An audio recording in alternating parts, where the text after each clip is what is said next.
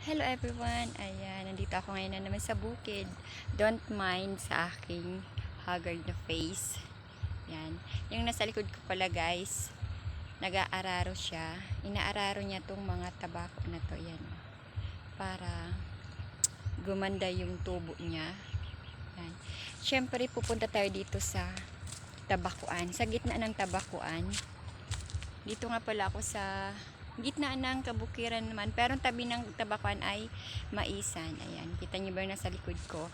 Tapos itong nasa likod ko na yan ay malalaki yung dahon ng tabako. Yan ang pupuntahan natin. Papakita ko sa inyo yung malalaki yung dahon ng tabako.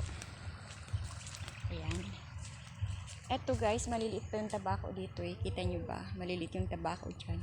Tapos eto ang maganda na. Ito guys, yung sinasabi ko sa inyo, malalaki na yung dahon ng tabako. Ayan. Ang gaganda na nilang tingnan. Ang tataba ng kanyang dahon. Ayan. Kita nyo ba?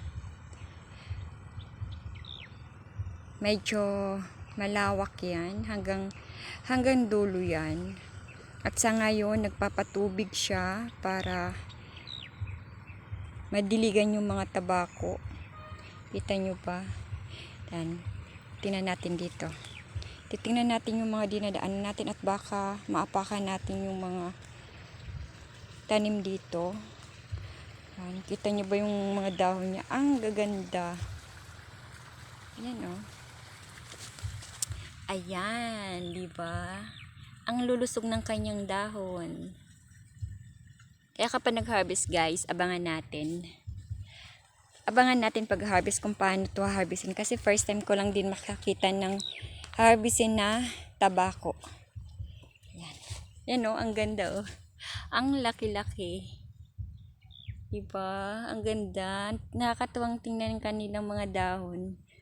Ang tatabat, ang lulusog. Yan. Yan lang naman yung tabakuan. Ayan, tabakuan pa yan. Tapos ito, dyan sa kabila, tabakuan pa yan. Hanggang dulo. Ayan, hanggang dulo ang tabakuan. Tapos ito naman maisan. Ito naman maisan yung kabilang side na yan. At yan guys, pauwi na nga tayo. Sumilip lang tayo dito sa tabakuan kasi yung mga nagtatrabaho dito. Time check, 8 AM. Pumunta ako dito sa bukid dahil hindi pa masyadong mainit. Ayan. Yun lang everyone. Thank you for watching. Please subscribe. Thank you.